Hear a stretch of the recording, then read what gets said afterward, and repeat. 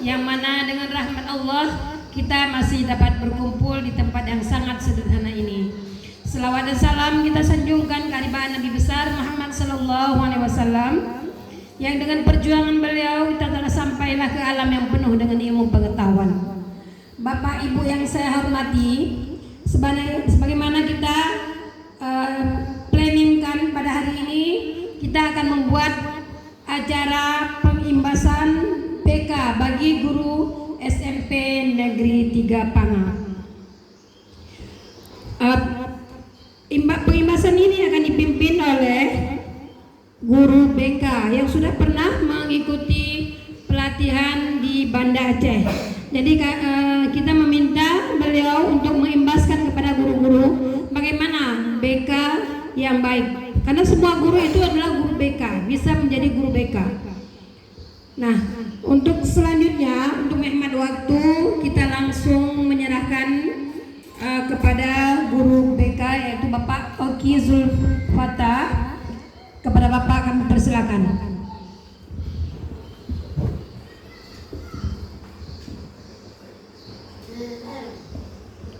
Assalamualaikum warahmatullahi wabarakatuh. Alhamdulillahirabbil alamin wassalatu wassalamu ala asyrofil mursalin wa ala alihi washabihi ajmain. Puji syukur kepada Allah yang telah memberi kita kesehatan, sehat badan, sehat pikiran sehingga kita dapat berkumpul pada hari ini dalam rangka berbagi praktik baik tentang BK.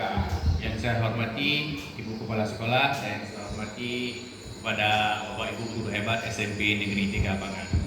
Baik, di sini saya akan menjelaskan hasil dari pelatihan saya selama 5 hari di Banda Aceh tentang BK. Baik, kami di sana melaksanakan kurang lebih 5 hari dari guru BK berbagai di 3 SMP ya seluruh Aceh. Kebetulan saya berada di ruang ataupun kelas B yang di sana ada 2 fasilitator hebat kami, yang pertama Ibu Fajri dan Ibu Emilia. Baik. Selanjutnya mari kita lihat 7 jurus BK hebat. Pada modul pertama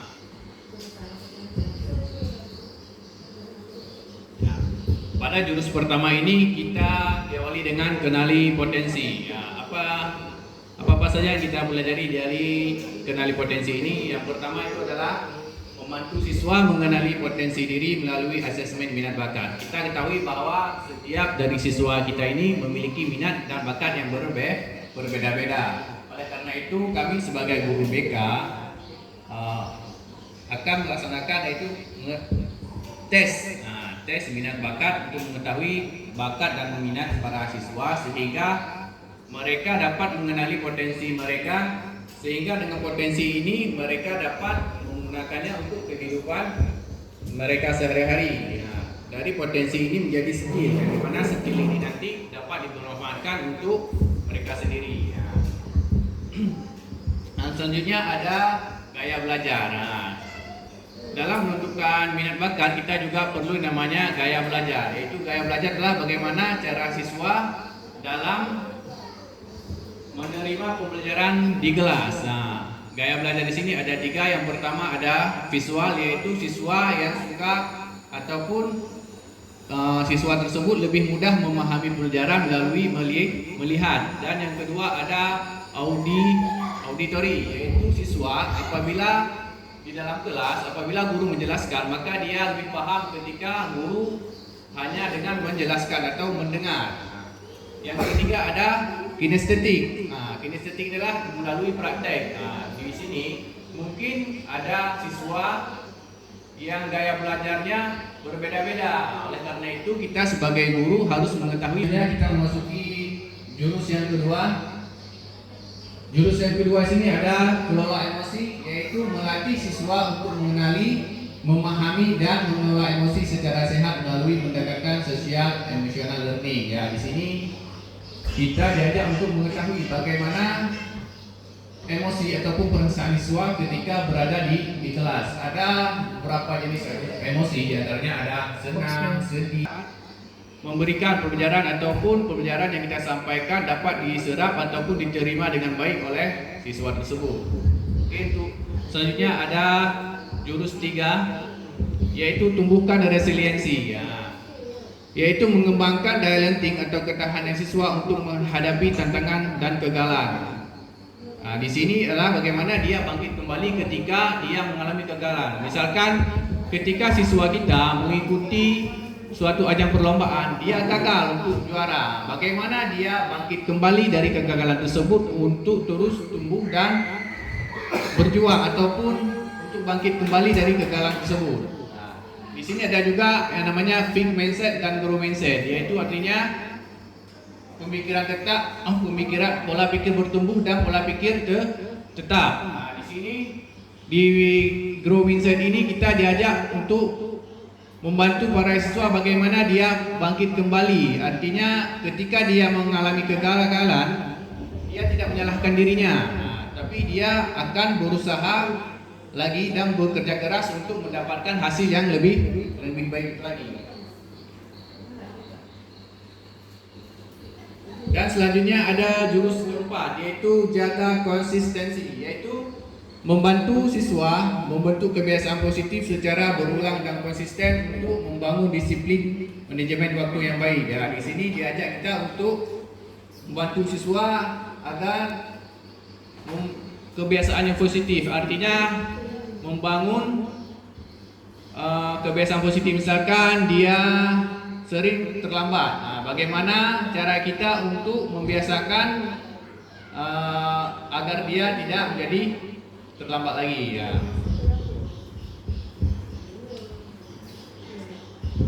Ada jurus yang kelima, yaitu jalin koneksi, yaitu membangun komunikasi yang sehat dan efektif antara siswa, guru, dan orang tua. Ini bagaimana kita berkomunikasi yang baik antara guru dengan murid, murid dengan guru, dan guru dengan orang tua siswa, yaitu dengan cara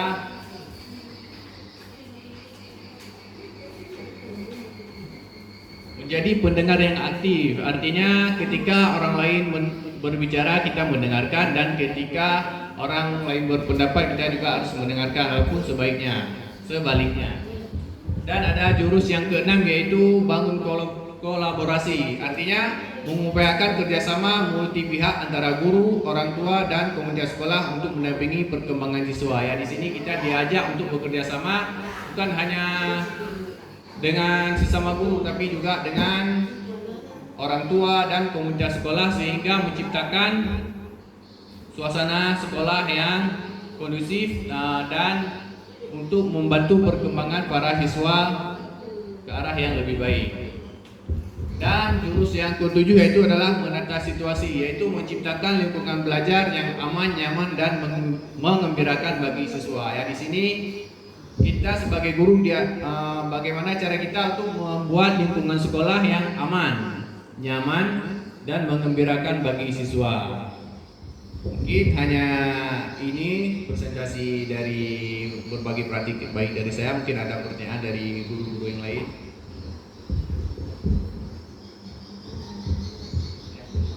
Jadi Pak Oki, sedikit lagi.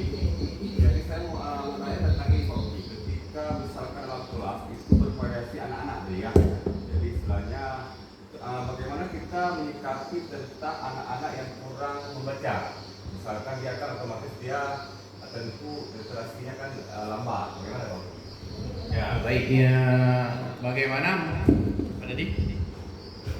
yang kurang ataupun kurang lancar membaca. Itu kita bisa menerapkan di ini tadi, di jurus ke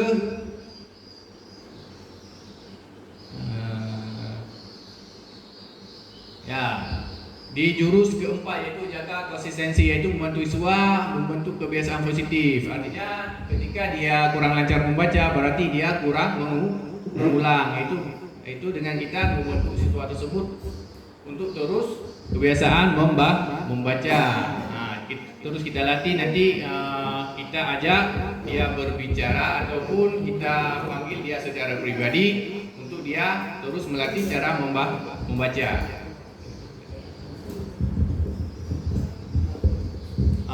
Adapun modul dari 7 SBK ini ada di LMS. Nanti apabila Bapak Ibu ada yang membutuhkan, nanti akan saya bagikan di grup ya Bapak Ibu ya. Ini ada jurus yang pertama sampai dengan jurus yang ke-7.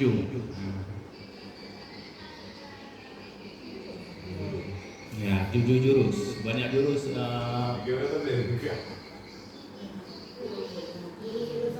Ya, ada yang mau bertanya lagi Bapak Ibu?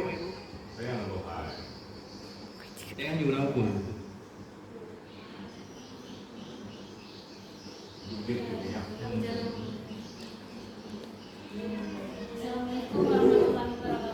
Waalaikumsalam warahmatullahi wabarakatuh.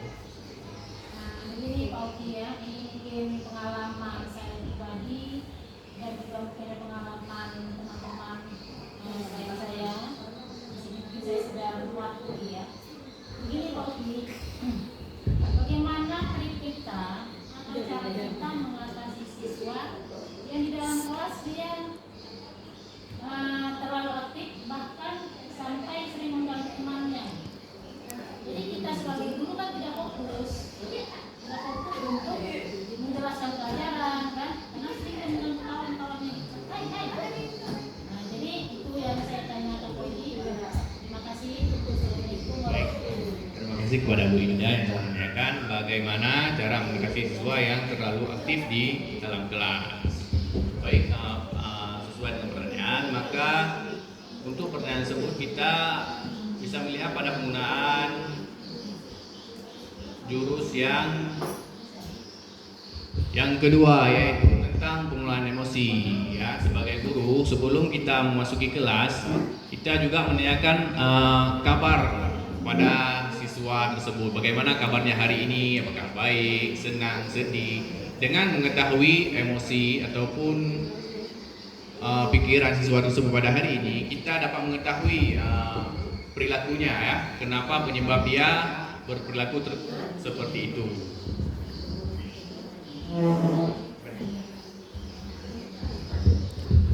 Baik, mungkin hanya ini presentasi dari berbagi praktik baik saya pada hari ini. Lebih dan kurang saya mohon maaf. Wassalamualaikum warahmatullahi wabarakatuh.